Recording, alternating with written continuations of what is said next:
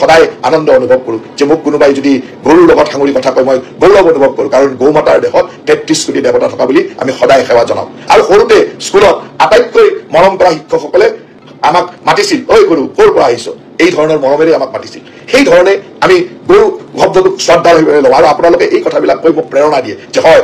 আপুনি কাম কৰি যাওক আপুনি কাম কৰি যোৱাৰ প্ৰেৰণা লওক সেইসকলে কেতিয়াও নাভাবিব যে আপোনালোকে কোৱা কথাবিলাকে আমাক ক'ৰবাত আঘাত কৰিব ক'ৰবাত কাম কৰাত ক্ষতি কৰিব আমি আৰু উদ্যমেৰে কাম কৰিম আমি মানুহক দেখুৱাব খোজো যে আমি কিমান শক্তিশালী ৰূপত কাম কৰিব পাৰোঁ সমালোচনাৰো সীমা থাকে মাজতে কেইটামান মানুহে এনেকুৱা পৰ্যায়লৈ সমালোচনা কৰিলে যে মোৰ সা সম্পত্তি মোৰ পত্নীৰ সা সম্পত্তিক লৈ বহুত কথা ক'লে মই তেওঁলোকক মাত্ৰ কেইটামান দিন ৰখিবলৈ কৈছো যে আপোনালোকে অহা নিৰ্বাচনৰ সময়ত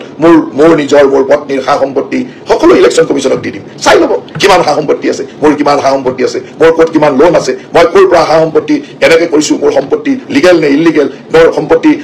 বাহিৰত প্ৰচাৰ কৰা ধৰণে সঁচাকৈ হয় নে নহয়